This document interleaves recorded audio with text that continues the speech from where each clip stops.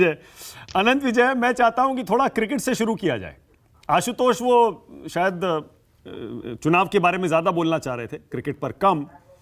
क्या अनंत विजय आपको लगता है, और मुझे ऐसा लगता है, मैंने भी बहुत क्रिकेट कवर किया है, पाकिस्तान की टीम गुजरात में बीजेपी के मोदी के गढ़ में 1 लाख गुजरातियों के बीच नरेंद्र मोदी नाम के स्टेडियम में हिंदुस्तान में बरसों बाद खेल रही है।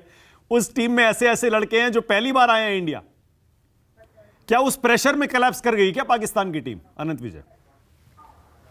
अब कोलैप्स की है या नहीं की है, ये थोड़ा सा घंटे भर और रुक जाइए, पता चल जाएगा। भाई 9 आउट हो गए। हाँ, मुझे अभी आपको सुना मैंने 9 आउट हो गए। हाँ। और मुझे तो पहले बॉल से उम्मीद थी कि इतना भी नहीं बना पाएंगे, 200 रन तो बहुत बना लिए उन्होंने। अच्छा। और जितने मेरे कुछ को पैनलिस्टों को कांग्रेस पार्टी पे भरोसा है, मुझे तो उतना पाकिस्तान पर भी भरोसा नहीं था। तो मुझे आप लोग भविष्यवाणी कर रहे हैं मानक। मैं पिछली बार भी आपको कहा था कि मैं भविष्यवक्ता नहीं हूं और न ही मैं भविष्यवाणी करता हूं, लेकिन मैं अनुमान लगा सकता हूं, ठीक है। हाँ। और अनुमान मैं नीचे से लगाता हूं, तेलंगाना से। आप सब लोग तेलंगाना को कांग्रेस, मतलब ज्यादातर लोगों को, राहुल जी को छोड़ के ऐसा लगता है कि तेलंगाना में कांग्रेस पार्टी जीत जाएगी। तेलंगाना की घटनाओं को बहुत सूक्ष्मता से देखने की आवश्यकता है। वहां एक कांग्रेस पार्टी के पूर्व प्रदेश अध्यक्ष हुआ करते थे, पुन्नाना लक्ष्मैया। उन्होंने कल पार्टी से इस्तीफा दे दिया। वो बहुत बड़े नेता हैं और ओबीसी नेता है। और उन्होंने क्या कहा, इस पर गौर करने की आवश्यकता है कि मुझे कांग्रेस के केंद्रीय नेतृत्व ने पिछड़े वर्ग के नेताओं को लेकर दिल्ली बुलाया था और मैं दिल्ली में बैठा रहा और मुझसे वो लोग मिले नहीं। तो जो ये जातिगत जनगणना और पिछड़ों की राजनीति का जो दांव है, वो तो लक्ष्मैया ने जीरो कर दिया तेलंगाना। और कांग्रेस पार्टी का तेलंगाना में कोई संगठन नहीं है। आज तक कांग्रेस पार्टी 80 के बाद से जितने चुनाव जीती है, वो सब विरोधी दलों के कमजोरी से जीती है। मैं लोकसभा चुनाव की बात कर रहा हूं, या किसी परिस्थिति के कारण उसको बहुमत मिला है। 80 में चुनाव क्यों जीता? इमरजेंसी के बाद लोगों का वो मोह भंग हो गया था, जनता पार्टी से चुनाव जीत गया। 84 का आप सबको पता है। 89 में क्या हश्र हुआ था कांग्रेस पार्टी का, सबने देखा। उसके बाद सब वैसे ही दौर चलता रहा। 2004, 2009 जितने भी चुनाव हुए, अपने दम पर कांग्रेस पार्टी सरकार नहीं बना पाई। बावजूद इसके हमारे कुछ पत्रकार मित्रों को और कुछ संपादकों को राहुल गांधी में बहुत बड़ी संभावनाएं नजर आती थी। और एक बहुत बड़े संपादक, बल्कि किताब लिखे गए, जननायक राहुल गांधी के नाम से, एक अंग्रेजी में बड़े चमकते हुए कवर में अभी भी एक किताब आई है राहुल जी पर। अच्छी बात है, किसी भी नेता पर किताब आए, लेकिन इतना महिमा मंडन नहीं होना चाहिए कि ये कह दिया जाए संपादकों के द्वारा कि राहुल गांधी एक व्यक्ति नहीं, एक पूरी बीट है। और ये ऑन रिकॉर्ड है। और वो बहुत बड़े न्यूज चैनल के बहुत बड़े संपादक थे, न्यूज डायरेक्टर भी थे। उनका वक्तव्य उस किताब में उद्धृत है, जतिन गांधी की किताब में।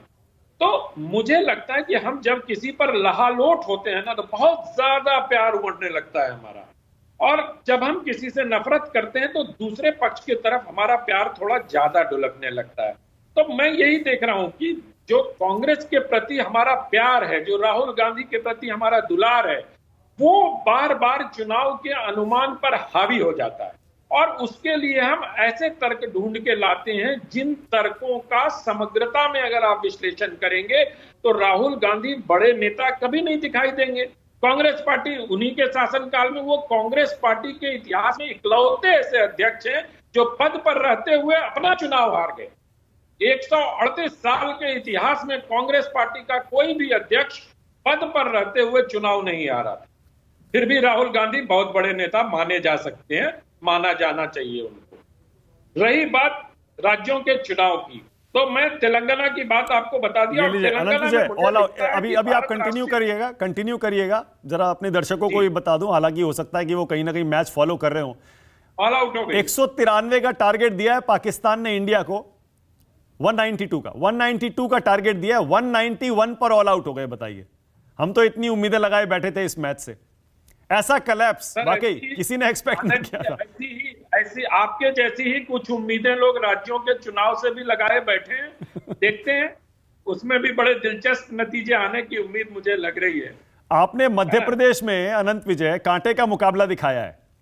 राजस्थान में मैंने ये बीजेपी है, भी- ठीक है, मध्य प्रदेश और मैंने ये छत्तीसगढ़ भी में आप कहा था टक्कर कि दिखा रहे हैं। कांग्रेस के मुकाबले है, लेकिन बीजेपी को एज है। अच्छा, मध्य प्रदेश में आप बीजेपी को एज दिखा रहे हैं। जी जी बिल्कुल दिखा रहे हैं, क्योंकि आप याद करिए मानक, मध्य प्रदेश में 11 विधानसभा चुनाव ऐसे थे जहां पर नोटा के वोट का अंतर, नोटा को वोट जितने मिले थे वो वोट के अंतर से ज्यादा था, चाहे वो जयंत मलैया हो, चाहे ऐसे बहुत सारे 11 लोग थे। तो वो उसको कम करने की कवायद शुरू हो गई है। और एक और चीज, मध्य प्रदेश संघ की प्रयोगशाला सब लोग मानते हैं इसको, और संघ ने वहां पर बूथ स्तर पर अपना ऑपरेशन आरंभ कर दिया गया, और संघ के जो सह सरकार्यवाह हैं अरुण कुमार, उनको भी ये जिम्मा सौंपा गया है। हितानंद जी और विष्णु दत्त शर्मा और इन 3-4 लोगों की परसों बैठक हुई है, और जो अपना उनका मैकेनिज्म है उसको एक्टिवेट किया गया है। इन सब बातों का बहुत फर्क पड़ता है या नहीं पड़ता है मुझे नहीं मालूम कि प्रधानमंत्री किसका नाम ले रहे हैं, किस, हम लोगों के लिए बहुत फर्क पड़ता है, क्योंकि ऐसे टीवी डिबेट में अगर ये सब बिंदु हमारे सामने नहीं होंगे तो हम चर्चा किस पे करेंगे। हम लाडली योजना के उन पीढ़ी के उन बच्चों तक नहीं पहुंच पाए हैं जो लाडली योजना का लाभ लेते हुए अब युवा हो गए, और वो इस बार के वोटर हैं।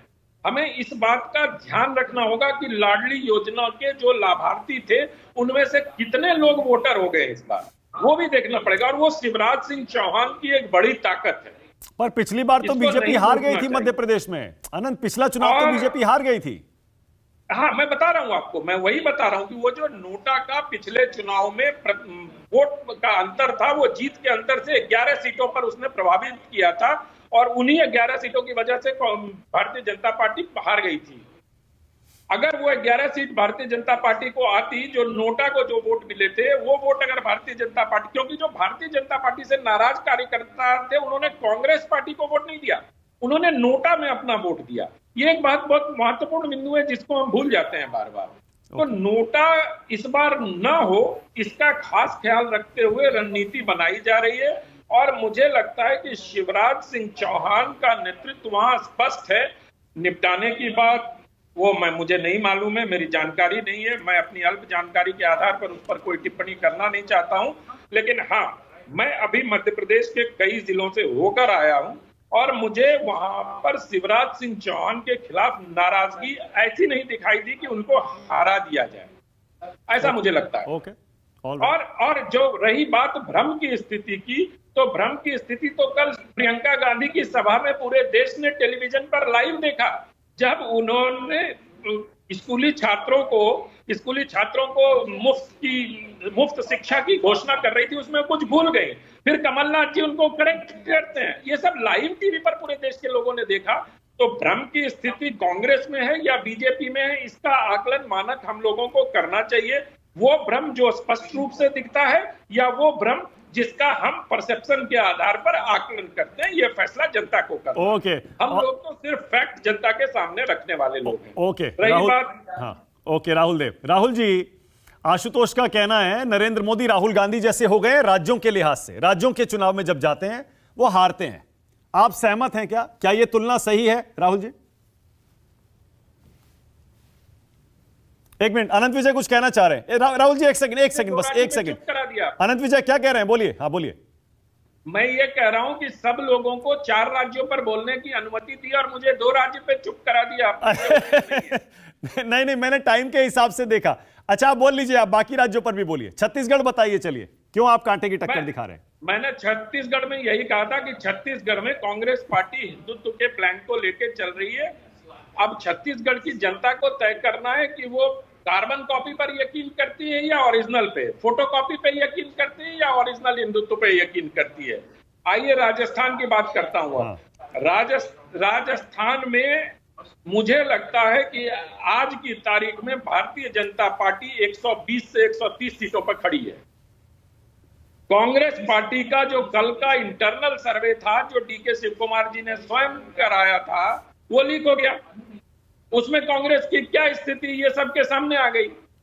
तो अगर इस लिहाज से देखें तो मैं जो अनुमान लगा रहा हूं, मैं पिछली बार भी आपके साथ इन्हीं अनुमान पर था, और मुझे लगता है कि वही अनुमान, मैं ये नहीं कह रहा हूं कि मैं 100% साबित होगा, लेकिन 70-80% का हमारा स्ट्राइक रेट अभी तक रहा है, और लगता है कि इस बार भी रहेगा। Okay, all right.